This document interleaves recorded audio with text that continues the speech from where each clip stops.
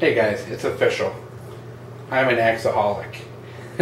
I literally just cannot stop, kind of putting these old axe heads that I'm getting a hold of back into service and using them.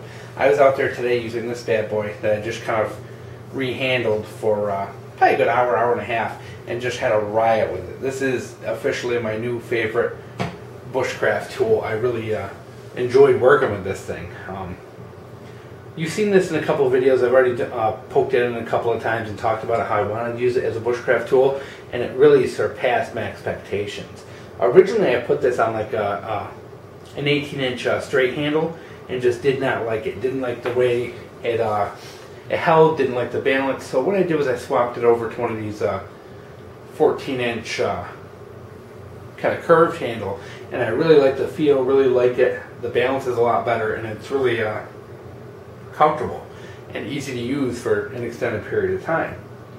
Now, I know you're sitting there and you're saying, oh my god, why is this idiot telling you to use an old like roofer's hatchet as a bushcraft tool? Well, as much as it doesn't look like something that would be incredibly useful, it actually is. This thing just did really amazing stuff. First thing what I did was I took some old 2x4s I had laying around in the barn, and I used this to make shingles out of them. The 2x4s are made out of pine. They're really soft, they're really dry, and I was able to get some really nice, even kind of fake shingles out of them by using this. What I did was I just used it as a kind of like a maul almost. I had this, put it in and just hit it with that wooden mallet I made, and split off really nice, even chunks of wood. And I thought, that's what it was principally designed for, was for cutting roofing material and thinning and doing things like that. So it just really worked good, and it really made nice, even and thin slices of wood, really. After that, I went out in the back. I did a little limbing with it. I had some maple I took down today, some 6-inch maples, and I used this just to do some limbing with it and all that. And it does really good for a limbing. This is not something you're going to fell trees with. This is not something, even small ones, it's not designed for that. It's not built for that. The flat cutting edge just doesn't cut very deep when you're trying to fell, but for limbing, it works pretty decent. You can get a pretty good swing on it, and it's small enough where you can really get into tight spaces, so I use this to do some limbing. It worked great for that.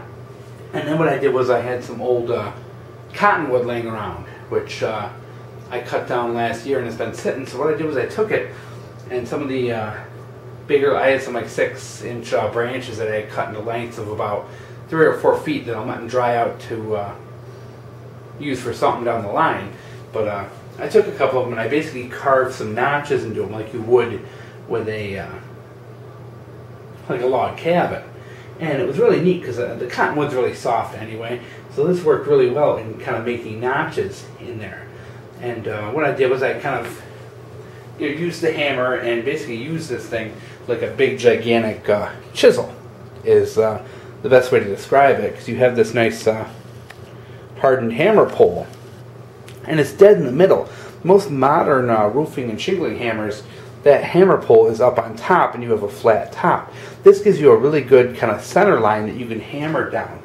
So I was able to get really good, flat, nice, even notches by just using this and my wooden mallet. I kind of had to go in at an angle and widen it out, but it really didn't take much time. And cottonwood's not hard, but it was just really neat to use it to kind of notch and build notches into the wood like you would if you were going to put them together to make like a log cabin or something along those lines. So I kind of thought to myself, not only is this a pretty good bushcraft tool in that you can use it to process some kindling, take some limbs down, you can use this to help build a pretty extravagant shelter.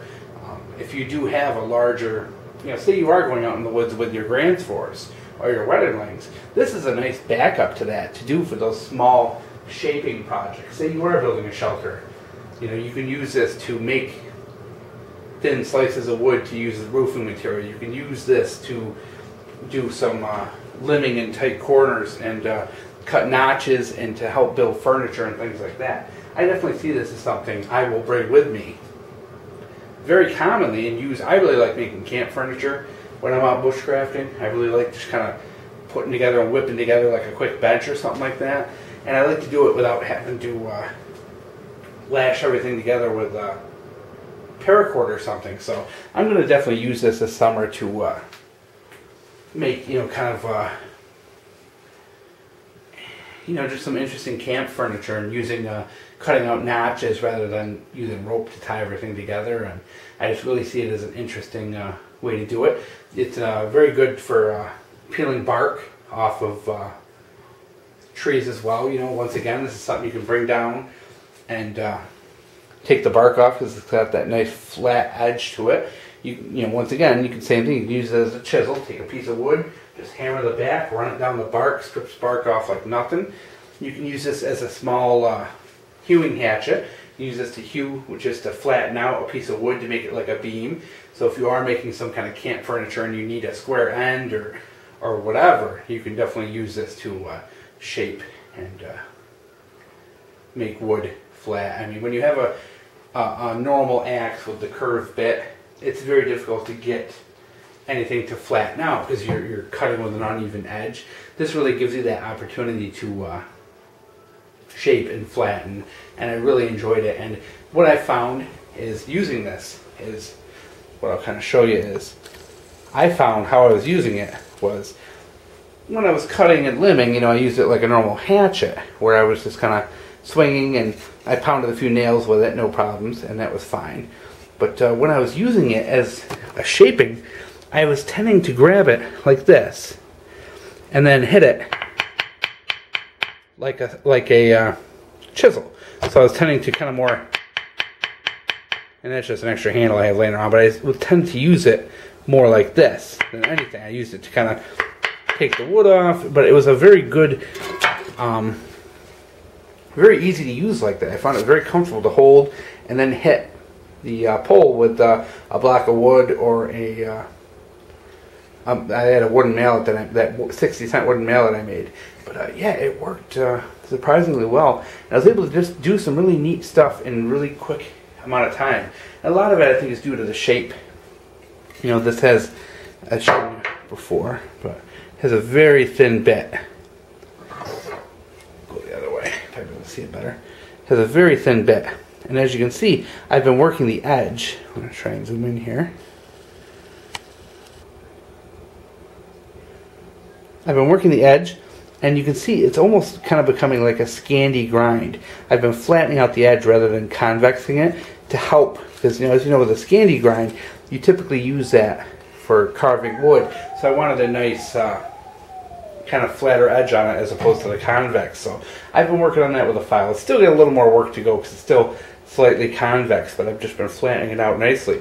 And I think when it's complete, it's going to make a really, really good tool for bushcrafting and being out in the woods. And hope you guys enjoyed. And it's a nice cheap project. You're talking like $10 invested in the whole thing. And I got a second one I'm starting, which I picked this one up. I actually got this sucker for free from a friend, and I'm going to be putting that onto this handle here shortly. This is I think a 16 or an 18-inch handle. So I'm going to start a second one. I like this so much I'm going to do another one. So hope you guys enjoy. Sounds like I got a baby waking up from the nap here, so I'm going to run. And like I said, guys, it doesn't always have to be the most expensive Grand Fours or Condor axe. A simple vintage old roofing hammer can be repurposed and used for a variety of interesting projects.